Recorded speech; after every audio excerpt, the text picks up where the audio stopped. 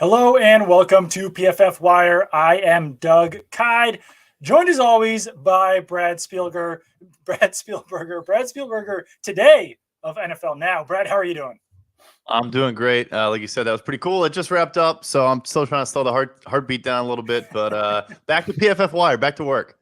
Less stressful being on PFF Wire than NFL Now. Let's kick it off with our first segment, though. Fresh off the wire, we have three pretty major pieces of injury news for quarterbacks this weekend. And let's start it off with the most recent news, and that is Buffalo Bills quarterback Josh Allen officially questionable to play against the Minnesota Vikings. I think there might have been some gamesmanship today at Bills practice where when reporters first went out there, they did not see Josh Allen. And then it's kind of unclear what the whole situation was, but then they went into the practice bubble and they wound up seeing Josh Allen run off of practice with a uniform on. He was listed as limited in practice. So questionable to play against the Vikings, didn't practice Wednesday and Thursday, limited on Friday. I think that if he didn't practice Friday and was still listed as questionable, I would say there was a very slim chance of him playing. This limited tag on Friday, though, there's some hope for the Bills that Josh Allen could wind up playing in this game, and it is in Buffalo. So we won't even find out about like travel news or anything tomorrow. I think I've become a full-on injury conspiracy theorist at this point in the NFL, but I'm going to continue with another one today. So the video of him where he sees the media enter the room and then he sprints off the field in his red practice jersey. I saw Atlanta Getzenberg at ESPN, so it was the first time he's even worn that red practice jersey this week. There was no, brace or anything on his elbow, apparently some tape. I think that was also gamesmanship, that him running was almost to be like, oh no, they caught me and they saw me on the practice field. I'm still going to go with, I'd be surprised if he plays, but I respect it. I think the coolest thing, honestly, is even though we'd love to see a great matchup with Minnesota and Buffalo at full strength, I mean, the Case Keenum revenge game with Stephon Diggs as his number one receiver against Minnesota would still be an awesome football game to watch. Yeah, absolutely. I agree with that. And yeah, I think I'm with you that it's probably unlikely that he plays. He didn't practice Wednesday and Thursday, like I said, limited on Friday. We have no idea how limited he was. I'd say that, for his practice status, probably not the best sign that they didn't see him when practice first started, unless the Bills were just legitimately hiding him so that they bought, themselves like 2 or 3 more hours of the Vikings not thinking that Josh Allen was going to play. Now they send them into a spiral, having to prepare for Josh Allen. But we mentioned this on Wednesday's show. I mean, the Bills could do much worse than having Case Keenum as their backup quarterback. Definitely smart for them to trade for him. And as far as third string quarterbacks go as well, I mean, Matt Barkley is up there as one of the best in the NFL, I'd say. For third string quarterback? Yeah, third string. Yeah, it's a great trio. I'm trying to retweet your tweet for this show right now. So that's why, anyways, we're taken care of there. Everyone come watch if you're not already watching. I guess that makes no sense. But yeah, no, they have a great trio there. I think trading for Case Keenum was a smart move and still keeping Barkley. This is exactly what I think we've talked about earlier in the season as well, where you're going to have injuries crop up, especially if your quarterback plays like Josh Allen. Yeah. And these matchups, look, Minnesota will be facing their 4th backup quarterback this season if it is Case Keenum. They won the first 2 games, but all by 1 score, and none of those teams were the Buffalo Bills. So You could still win this football game with Case Keenum or Matt Barkley if things get really drastic. And I think it is what sharp teams do when you have a good team. You got to address that position. It's more important than I think people realize. Yeah, I'd say that. I mean, Matt Barkley could have been picked up by other teams. Obviously, he was available, but I still feel like he's probably a more dependable option as your third stringer than some teams even have as a backup at this point. Next 2 pieces of quarterback injury news. They are playing each other. It is the Cardinals and the Rams. Cardinals quarterback Kyler Murray officially a game time decision, according to head coach Cliff Kingsbury, with that hamstring injury. And Matthew Stafford, questionable with a concussion. He was, I believe, limited in practice today. He has to go through a full football workload to get through concussion protocol if he wants to play on Sunday. And Rams head coach Sean McVay, I believe, told reporters today that they could wind up doing that for him on Saturday. It's usually a walkthrough, but they could kind of change plans, have him go through that full football workload if they do want him to play. Not totally sure how to feel about either one of these situations. With Kyler Murray, it would be Colt McCoy as the backup. I will say on Kyler Murray, last year, Kyler Murray missed 3 games. I think before every single one of those games, Cliff Kingsbury said that Kyler Murray was going to be a game time decision. And I got a little suspicious about that after the first game. And then obviously it was actually probably after the second game where it's like, all right, well, if he was a game time decision the first time and he's a game time decision the second time and he doesn't play the second time, I don't really trust that he was actually a game time decision in that first week. That being said, Cliff Kingsbury's job is not as safe right now as it was last season. The Cardinals are struggling mightily this year, and they need Kyler Murray on the field, not only to keep their playoff hopes alive, but also possibly to keep some jobs alive in Arizona. So I think that they were able to rest Kyler Murray for 3 weeks last year. I'm not sure if they had that same benefit this year. When you start 8-0 versus 3-6, I think you can take the long-term view and play things safe. But I think it's fascinating. The first episode of Hard Knocks in season, which I think had, I guess, zero promotion and marketing whatsoever, because I forgot it was a thing until I saw someone tweet about it. But anyway, I checked it out. I thought it was actually a pretty cool episode. And one of the biggest moments was in the first half. I think it's one of the last plays of the first half. Murray takes off on a scramble. He tweaks that hamstring, and it's the play where he fumbles and kind of tries to army crawl and recapture the football.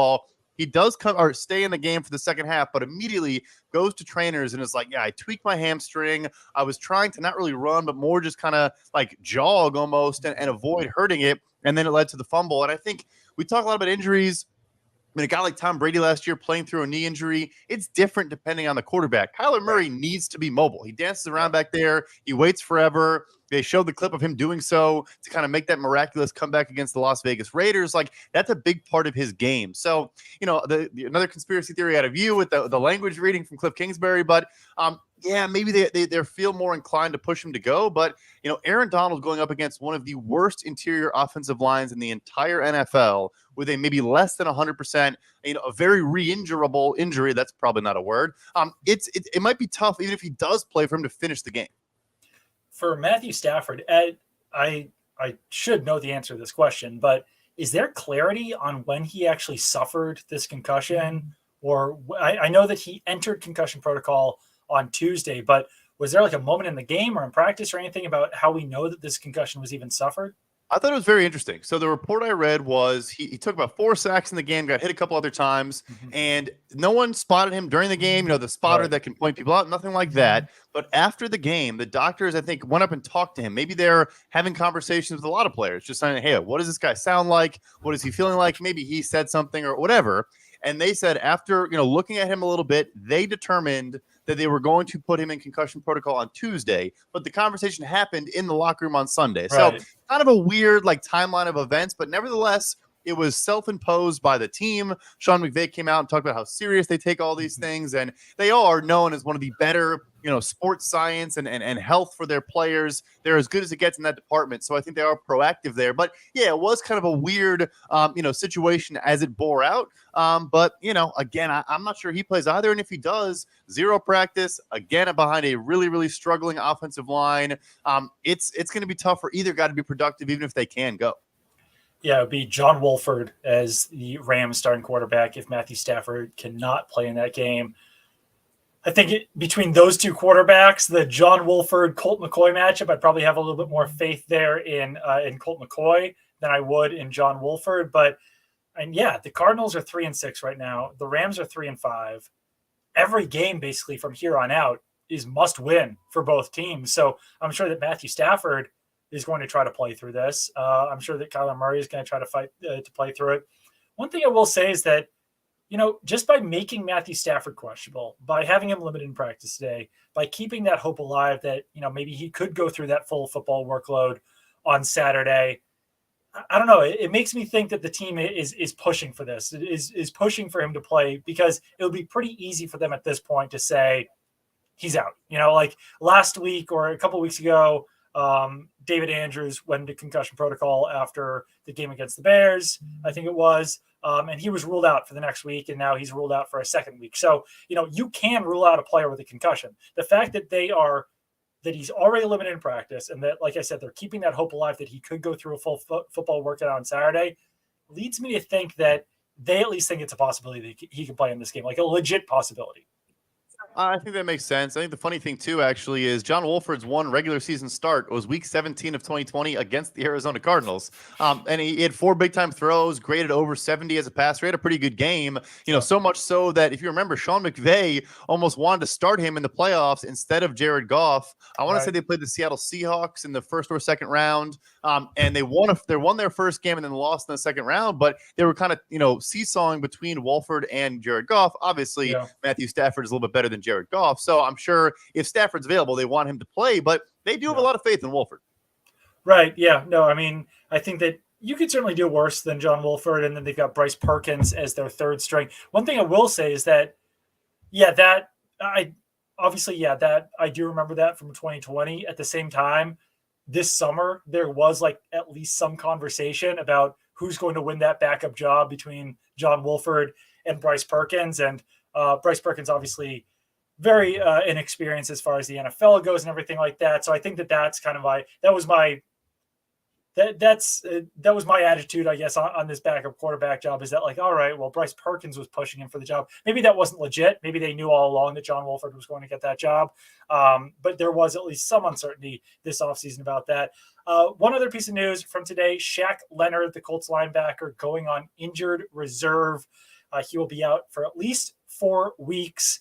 And that Colts Raiders game this weekend is going to be a complete and utter disaster, because the Raiders just had Darren Waller and Hunter Renfrow go on injured reserve. Blake Martinez retired on a random Thursday during the NFL season. For the Colts, they've got Sam Ehlinger at quarterback. Now Shaq Leonard going on injured reserve. They've got Jeff Saturday as their head coach. And you don't know for certain whether that's actually a mismatch for the Raiders, since Josh McDaniels and the Raiders have struggled so much this year. I don't know. That's another one where it's kind of a must-win for both of these teams, and they're both coming into this in pretty rough shape. Really rough shape. Like you said, I mean, just continuing to place players on IR throughout the week. Leonard, I think, has played 45 snaps the entire season, because he's basically been missing a lot of time even before, this point. So tough for them. They have kind of played without him this year. I think that's an interesting thing for both these teams, that yes, all the players you mentioned, they've kind of not had them regardless, right? Darren Waller has barely played. Hunter Renfrow has played, but I think it's been apparent he has not been 100% healthy. So, it's interesting because there's been kind of line movement and a lot of, reactions to things happening. And I think for the most part, these teams have kind of dealt with these issues already. But yeah, it is a, I don't want to say, loser leaves town type of game, but if Josh McDaniels falls to 2-7 and loses to a team that hired their coach this week, who's never coached competitive or, never coached college or NFL football before, I mean, I know, Mark Davis obviously had, just gave him a big deal, might still be paying John Gruden some money for all we know at this point, but it's about as bad of a start as you could possibly have, given what their expectations were coming into the year.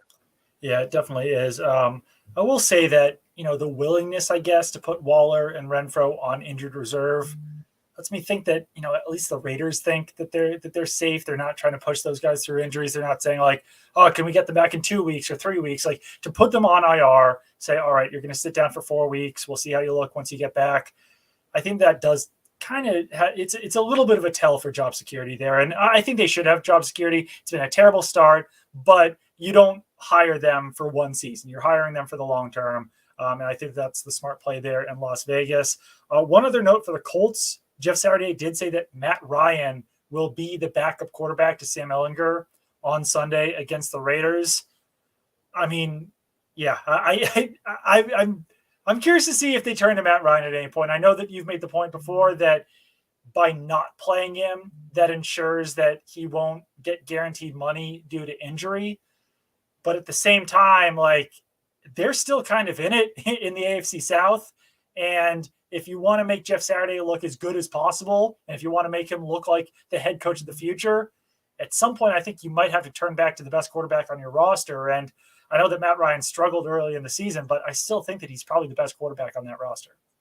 Yeah, the quote I saw today was the competition is not closed. I mean, look, there's not actually a competition. When they're both healthy, Matt Ryan is a better quarterback than Sam Ehlinger, with all due respect.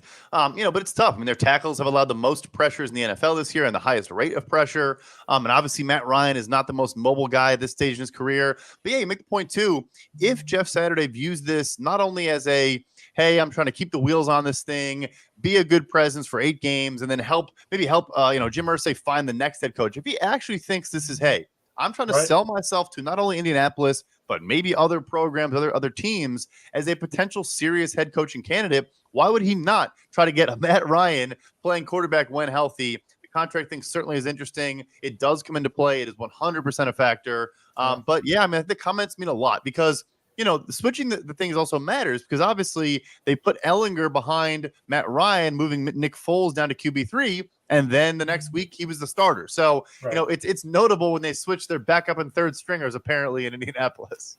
I know it's pretty bizarre. I don't think there's ever been more news about who is now the backup quarterback than there has been in Indianapolis this season. Let's take a quick break. PFF Wire is sponsored by Western and Southern Financial Group. While you focus on your roster moves, Western and Southern helps advance your money moves. Buying your first home, planning to start a family, wondering how to make your money grow, Western and Southern's playbook of life insurance, investment, and retirement solutions helps you rest assured on game day. Team up to understand needs and address goals with a game plan built just for you.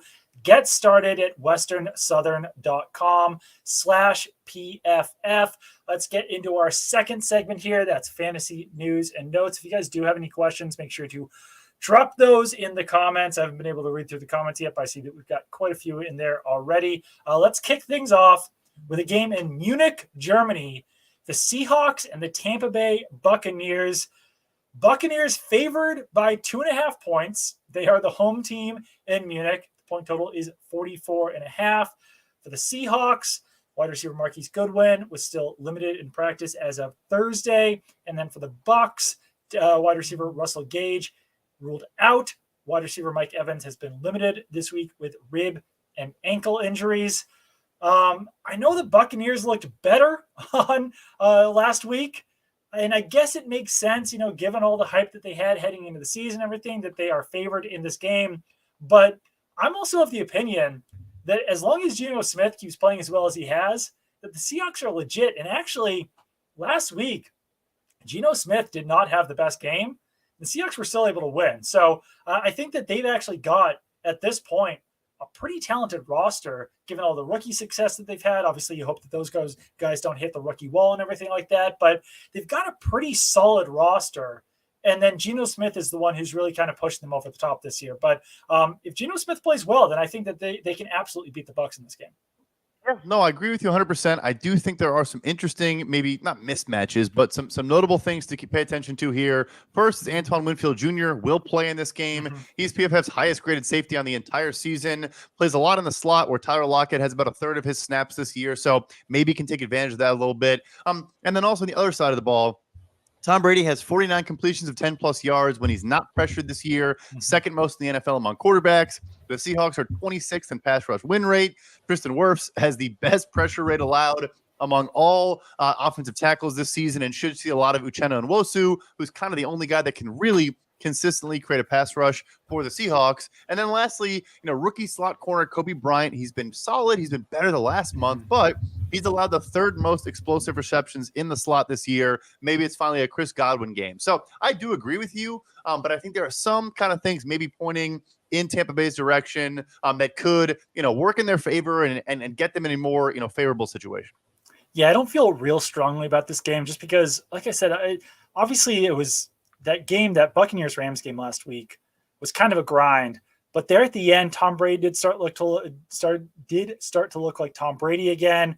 I know the Rams offense has been atrocious this year, but I thought the Bucs defense did a good job against that Rams offense.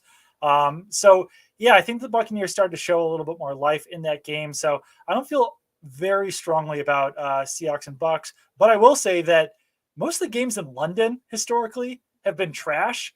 This game, Seahawks Buccaneers, is going to be really fun. Like, it's one of the most fun games of the week, given the success that the Seahawks have had this season and then all the hype that the Buccaneers had and how they've struggled and everything. Just a really fun matchup between those two teams that we'll get to watch on Sunday morning. Next up, we discussed a lot already. Vikings, Bills. Last line that I saw was Bills favored by 3.5 points at home against the Vikings. Point total is 43.5. Not sure if that has shifted since Josh Allen was ruled questionable for this game, but like we said on Wednesday's show, seems like they're kind of playing in the middle as to whether Josh Allen is actually going to play in this game or not. I know that line did move a little bit, but not like a full like 6 or 7 points, which you might think that Josh Allen would be worth. So moved from 7.5 to 3.5, and I think you mentioned, we have Josh Allen worth about a full touchdown in, point spread on a neutral field just by himself. I will say that the numbers are kind of different, so crossing that touchdown is kind of notable. Even crossing a number like 4, because it's basically just how the scores of NFL games tend to be. Certain numbers are more common than others, but nevertheless, I'm with you there. I think it is still kind of hedging against maybe Josh Allen does play, so we don't want to go below 3. I would be surprised if it goes below 3 until we definitively know, or even at 3, frankly. I'd be surprised if it gets there until we definitively know Josh Allen's status. Like I said, though, I'm super, super excited for this game regardless. It's going to be cold, but it doesn't say the wind's going to be too bad. I don't think there's maybe a little bit of snow, but I just think even with Case Keenum, this could be the matchup of the weekend. I'm super excited for it. Minnesota's defense has still not been great.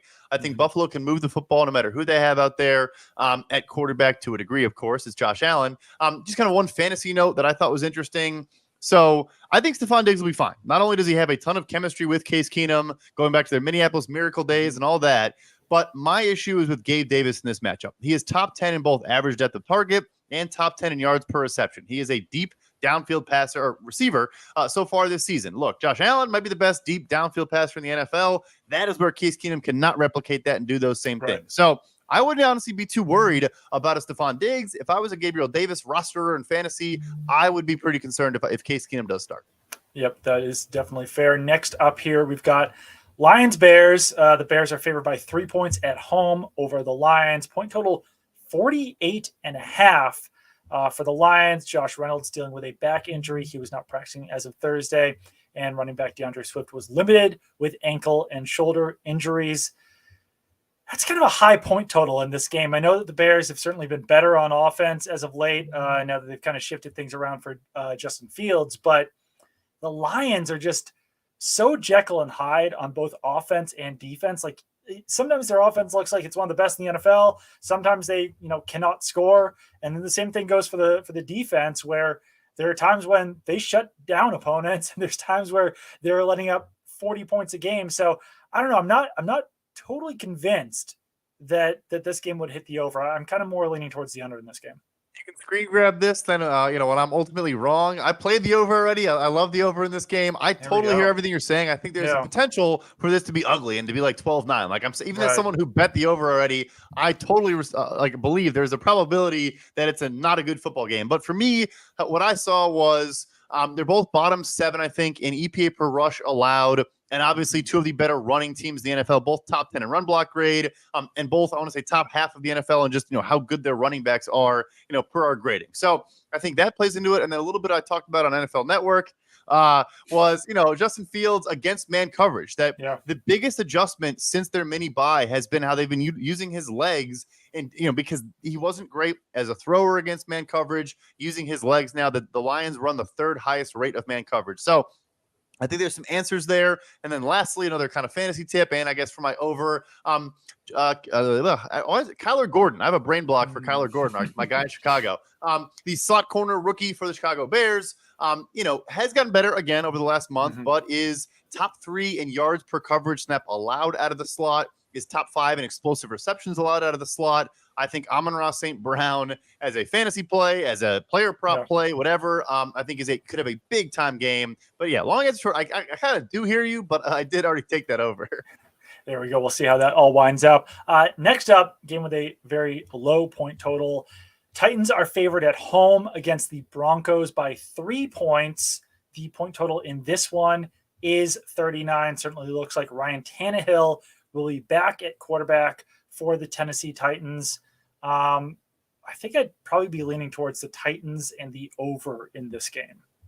Funny thing is, I think it opened at like 36.5 because there were still questions about Malik Willis versus Ryan Tannehill. I think it was going to be the lowest total of the season. It's still obviously below 40. Interesting thing here is all those injuries on defense for Tennessee. Jeffrey Simmons not playing, I think, is massive. Maybe the top 5 interior defensive linemen. Amani Hooker, the safety, is out. So a lot of injuries on defense. That being said, I mean, with how bad the Broncos have been, that still may not matter a ton. So I kind of see it the same way as you. I did tease the Broncos up to 8.5. The Titans have 5 wins. Their biggest win is by 9 points. if they do win this game, I don't think it's going to be by that many points. So yeah, I think it's going to be ugly. I think it'll be interesting, but I think the injuries on defense for Tennessee maybe finally let the Broncos have a good offensive showing for basically the first time this season. Yeah, game was such a low point total. Definitely makes sense to tease that line up a little bit there. For the Jaguars-Chiefs game, Chiefs only favored by 9.5 points over the Jaguars. Point total in this one is 50.5. Jaguars tight end Evan Ingram has been limited in practice with a back injury, and Chiefs wide receiver McCole Hardman out with a abdomen injury. I think that means that you'll see a lot of Kadarius Toney playing in the slot in this game. He's getting more up to speed there for the Chiefs. And the Jaguars have, I don't know, they look a little bit more legit as of the last couple of weeks, but I'd probably be leaning towards the Chiefs in this game. Although I think the thing that intrigues me here is the over. Right. The Chiefs do not generate a pass rush very well. Lawrence has been good when not pressured, and also they're so frustrating. I want to say they're top 5 in EPA per play outside of the red zone and 25th in the red zone. So they just struggled to get the ball across the finish line. But they finally had a 17-point comeback against the Raiders last week. I think they are building and stacking. We're critical of Trevor Lawrence. I think more people probably should be. But, I think he's starting to play some better football as time goes on. So, if anything, I think maybe there's a lot of points here because the Jaguars' defense is okay. It's not bad. But as Patrick Mahomes showed against San Francisco, it doesn't really matter. So, another game where it's cold but no wind. I don't think there's supposed to be any snow, anything like that. Like the over, if anything, in this game. Yeah, and I mean, the Jaguars, to their credit, have not really been blown out in games this year. They're 3-6 on the season. But they kept it relatively close against the Eagles. It was 29-21 in that game. They've only beat the Colts, the Chargers, and the Raiders. But, yeah, their losses haven't really been by a large margin. So certainly possible that they could wind up covering in this game. But I still think I would lean a little bit more towards the Chiefs. Next up here, we've got the Dolphins favored by 3.5 points against the Browns. This game is in Miami for the Browns. Tight end David Njoku out with an ankle injury. Linebacker Jeremiah Owusu-Koramoah out with a knee injury as well. I'm wouldn't touch the point total in this game, but I'd lean more towards the Dolphins as far as the line is concerned. Yeah, I kind of looked at the opposite until Jeremiah Owusu-Koramoah was ruled out, and now I agree with you 100% because the Dolphins, Tua Tagovailoa has our second highest passing grade against middle of field open coverage, so attacking the middle of the field, and that's what Mike McDaniel does. He puts so much stress on defenses over the middle of the field, and Jeremiah Owusu-Koramoah is one of the highest graded coverage linebackers, does very, very well in covering in that middle of the field, and him not playing in this game now, I think obviously Myles Garrett could cause some problems, but if he's lined up against Teron Armstead will win some of those reps. They've struggled otherwise generating a pass rush. They've struggled really on defense, otherwise regardless. Denzel Ward is back, but Tyreek Hill doesn't really care about that. Right. And obviously Jalen Waddle, will get open if Greg Newsom's a good player. There's a good secondary in Cleveland, but nevertheless, they have been bad on defense this year. And I think that loss for Owusu-Koramoah, Mike McDaniel, I think, is going to abuse them over the middle in this game, both in the run game and in the pass game. I am a little curious about that line being as close as it is. Obviously, the Browns coming off a bye week. Their last showing was extremely impressive against the Cincinnati Bengals, blew them out. But before that, they had strung together 4 losses and had been looking pretty ugly. Obviously, they had been dealing with some injuries there. Getting Denzel Ward back helps, and Jadeveon Clowney was out and everything. But I don't know. Yeah, Njoku and Owusu-Koramoah are some pretty big injuries for them to be dealing with, and I did check that line. Even since those players were ruled out, that line has not moved at all. Next up, you've got the Giants favored at home against the Houston Texans by 4.5 points. Point total in this game is 40.5. For the Texans, Nico Collins has been limited with a groin injury. Brandon Cooks with a wrist injury. Running back Dameon Pierce with chest and shoulder injuries. And then for the Giants, Kenny Golladay has been limited with a knee injury.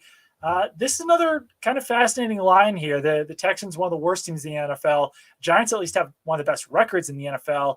But I'm not sure if I really have a problem with the Giants only being favored by 4.5 points in this game. Yeah, the movement here has been interesting. It was 6.5 to open the week, and I think the news of Brandon Cooks returning to practice, I still don't know if he's going to play, but he is Right. practicing. I know Lovie Smith said he expects him to be a full participant. I don't know if that was in practice or in the game on Sunday, but Right. nevertheless, and then Nico Collins, a solid number 2, also has been practicing this week. So that, to my knowledge, is the main reason why the line moved, which, look, it is massive. I mean, he was throwing Davis Mills Mafia was throwing to Chris Moore and some guys I was Googling. I'm being mean now, but he was working with some lesser receivers against Philadelphia and actually started off pretty solid. It got ugly at the end there, had some bad interceptions, but was moving the ball fairly well to start that game. They get the mini bye. Obviously, Giants have a full bye. But yeah, I hear you. It's a little bit interesting. That's small of a spread, but some smart bettors pushed it, from 6.5 to 4.5. So they're seeing something. You know what? I'm going with the Giants in this game. I know Brandon Cooks helps. I know Nico Collins would help if he plays. It's just, the Texans have been rough this year. Right? They lost to the Raiders 38-20. They lost the Titans by 7 points, and that was with Malik Willis at quarterback, right? They lost. They kept it close-ish against the Eagles, but that still wound up being a 12-point differential there. So I don't know. I mean, I know that the Giants are not that talented of a team. I know that they have struggled in certain areas this season, but I believe in Brian Daboll. Brian Daboll has been doing a really good job there with the Giants. I think this could be a nice bounce back for Daniel Jones and that Giants team after they lost before the bye. Next up, the Saints favored by 1.5 points over the Steelers in Pittsburgh. Point total there is 40.5. Looks like Steelers edge defender TJ Watt will be back in this game. Saints running back Mark Ingram has not been practicing with a knee injury, but wide receiver Jarvis Landry did not have an injury designation, so he should be good to go for the Saints here. I'll have to check to see if that line has moved at all since TJ Watt is back. I don't think it has. No, I'm ahead of you. I'm not even kidding. I was just looking at that in the background. I do know it was 2.5 earlier in the week, but I remember looking when I was putting out a newser, which you can read on the PFF app, about TJ Watt's return.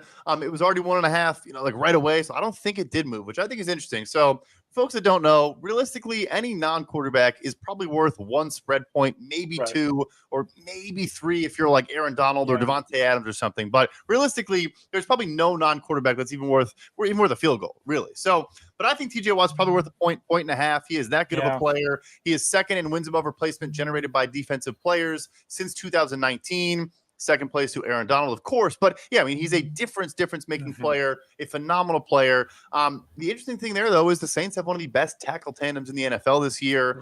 They're top 10 in pressure rate allowed.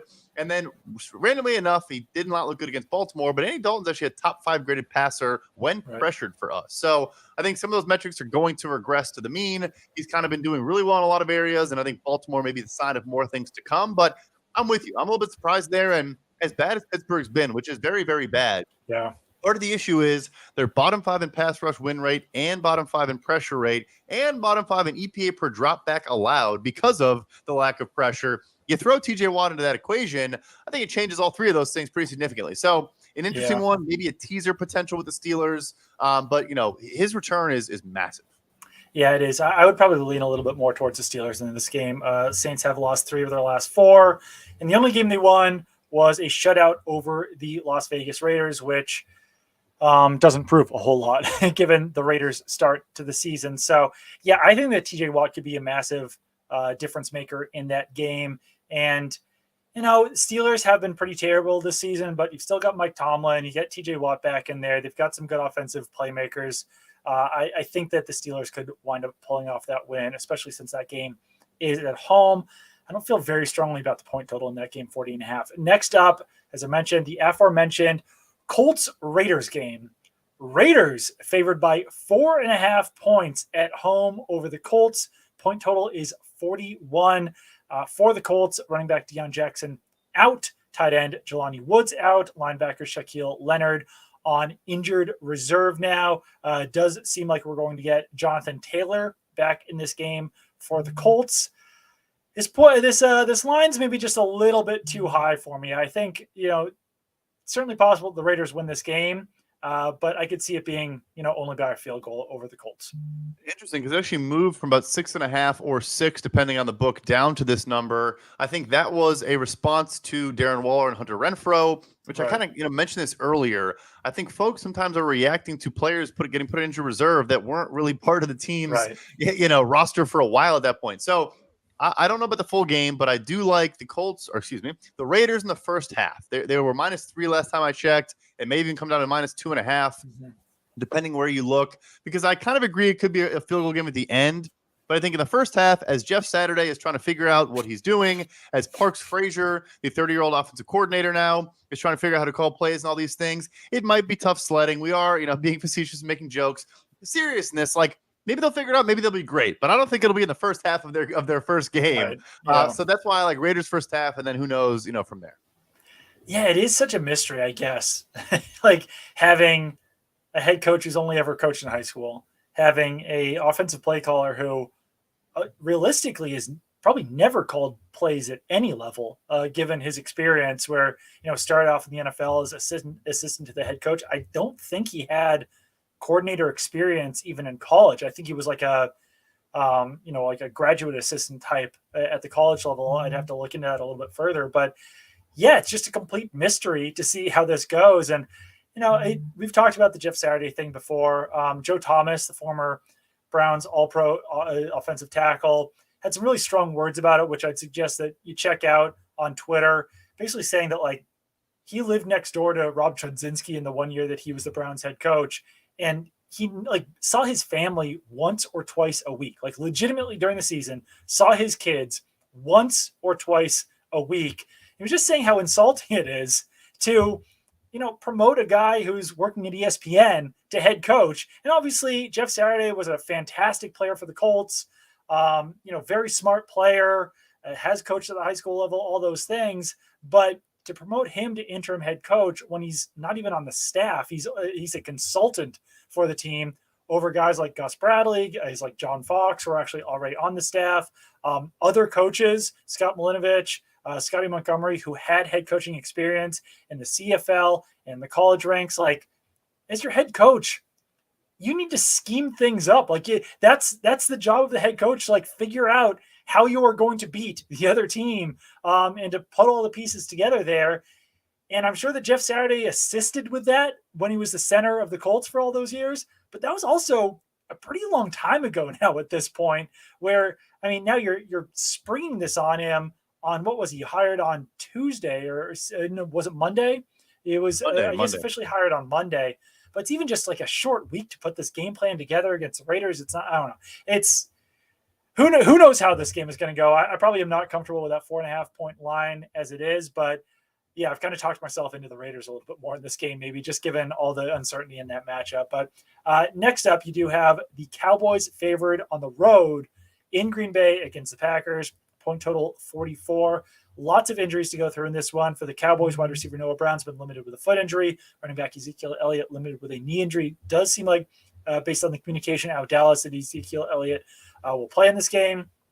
For the Packers, wide receiver Romeo Doubs has not been practicing with the ankle injury. I think that he's out 4 to 6 weeks or so with a high ankle sprain, so don't expect to see him. Running back Aaron Jones has been limited with an ankle injury. Wide receiver Allen Lazard limited with a shoulder injury. Quarterback Aaron Rodgers limited with a right thumb injury. And wide receiver Sammy Watkins limited with a knee injury. You never know when things could start bouncing back for Aaron Rodgers and the Packers, but they've been so bad this season in recent weeks that I'm feeling pretty comfortable with the Cowboys in this game. Me too, and they were open at 5.5. It's moved now to 4.5, and we bet it at 5.5 on the PFF forecast on Sunday. Me and I think Arjun did. So the movement's been interesting to me. Not that it's a key number or anything. My best guess. So look, the Cowboys have our highest pressure rate in the entire NFL. Aaron Rodgers has the highest PFF passing grade against pressure, so he's handled that fairly well. Yeah. But just, the loss of Romeo Doubs to take away the explosive plays, the loss of Rashawn Gary as well, where Dak Prescott also looks very good, when not pressured. And Rashawn Gary was second for us in pressure percent, actually ahead of Micah Parsons in pressure percentage so far this season at over 20%. So 1 in 5 dropbacks he was getting to the quarterback. He's gone now. That's a massive, massive loss. Then Eric Stokes, who's their, first rounder last year. I think he played a lot of time in the slot. Him and Russell Douglas have kind of, switched around, but mostly in the slot. hasn't been particularly good, but was the starter for a reason. So it breaks a lot of ways towards Dallas. The Packers are also 27th in EPA per rush allowed. Dallas obviously can run the football very well with whether it's Zeke Elliott or Tony Pollard. Frankly, might be benefited by it being more Tony Pollard.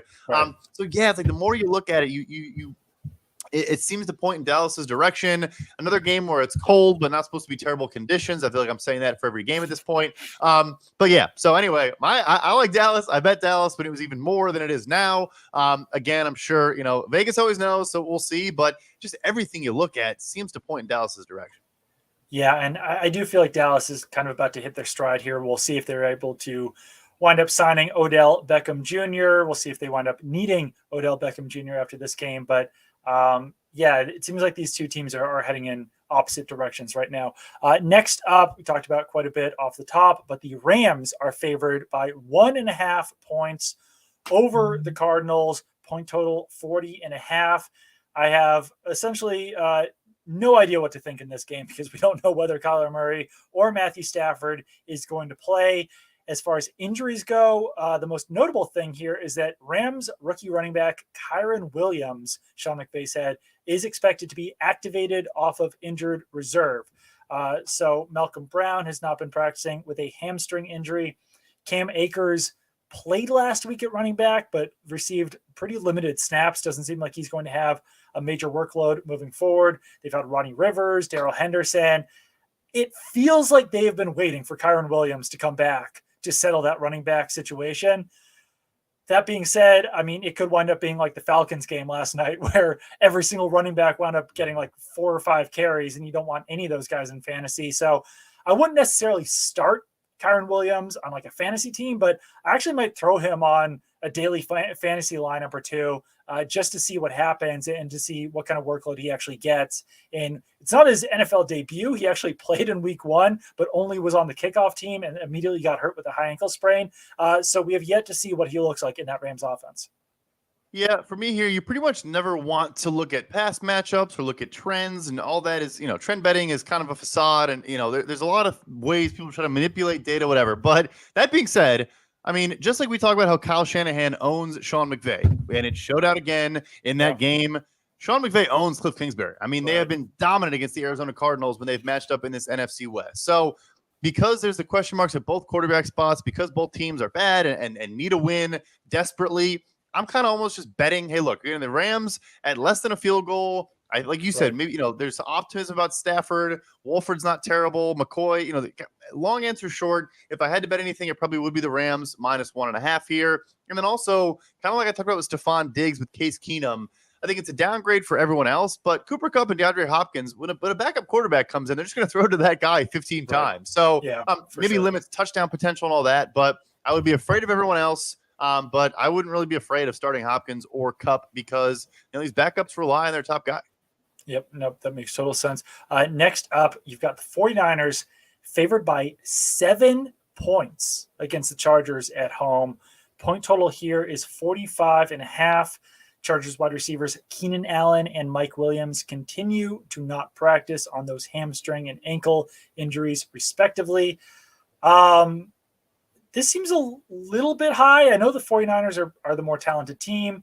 Chargers actually have the better record than the 49ers, but since adding Christian McCaffrey, getting some players back from injuries, I don't know. I would probably lean a little bit towards the Chargers, but I still think the 49ers win this game.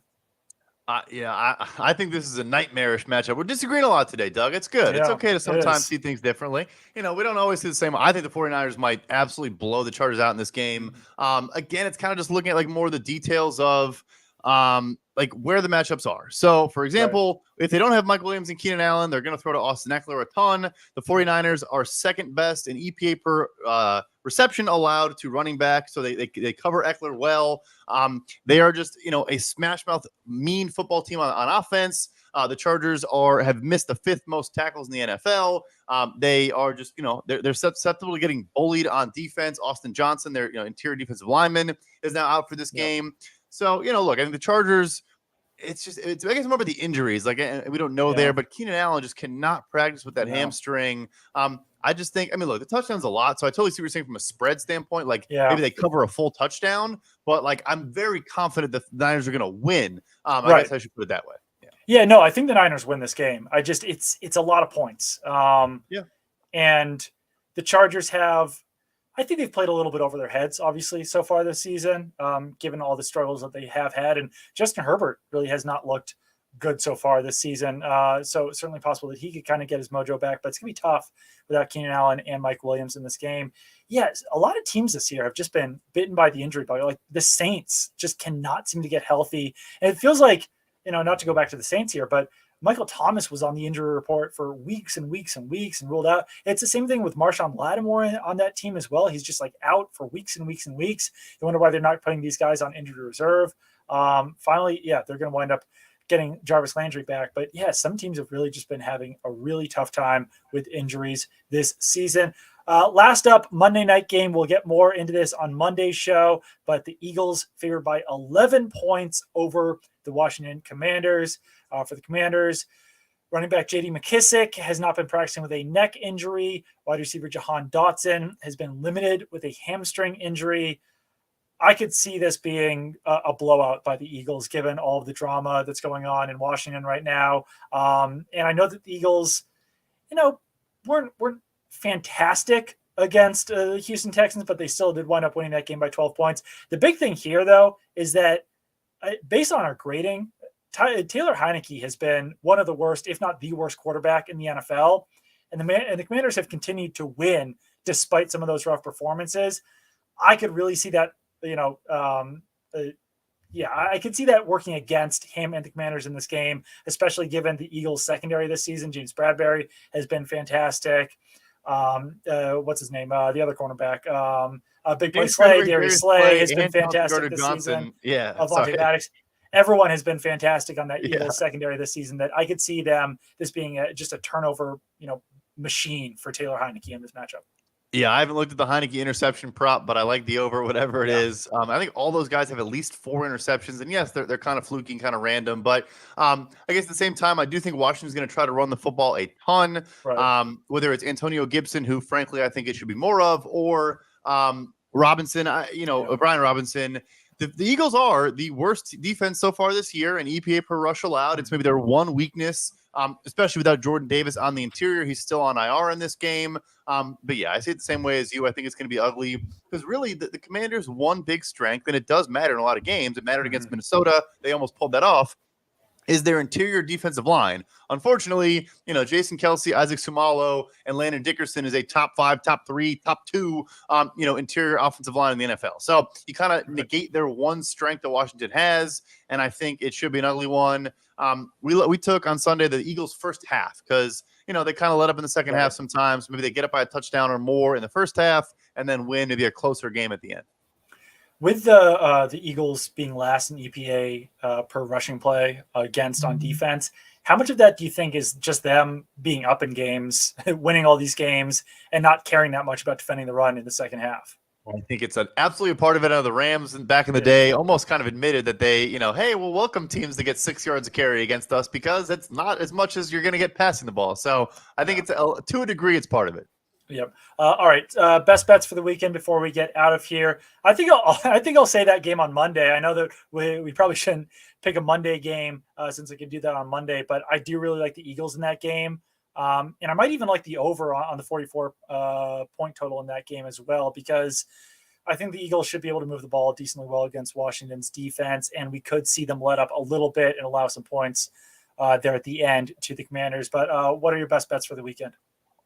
Cowboys minus 4.5, as I mentioned, a team I love, and then a teaser of the Denver Broncos. It looks like it's at 3 now. It was 2.5 when I mentioned this, but a teaser of the Denver Broncos and the Seattle Seahawks. I actually think Tampa wins this game, which might be a controversial opinion, but I don't think they're going to win by 8.5 points. Right. And same thing with Tennessee. I don't think either team wins by 8.5 points. So Cowboys, and then a teaser of Seattle and Denver. Just looking at some of the comments in here.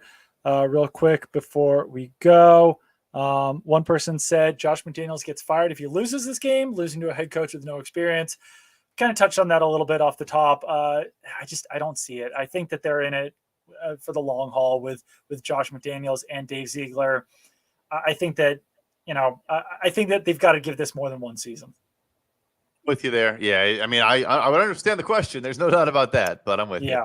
Yeah, I just think in general, I think I mentioned this before. I think that head coaches should be given a little bit more rope than they are, especially when you give them all this big money. I don't think you can really change your mind on a head coach 10 games or 9 weeks, whatever it is, 10 weeks into a season. But that will do it for today's edition of PFF Wire. Thank you, everyone, for watching and listening. Make sure to subscribe to PFF Wire on Apple and Spotify and all those things if you want to listen to us rather than watch us. And if you do that, make sure to drop a rating and a review and all that good stuff. Subscribe to PFF Plus. Download the PFF app. Follow Brad on Twitter at PFF_Brad. Follow me on Twitter at Doug Kyed. And we will be back with you guys again on Monday around the same time, around 4 o'clock. And we will get much deeper into that Commanders-Eagles game. And we will also talk about some of the action from the weekend. So we will see you guys again on Monday.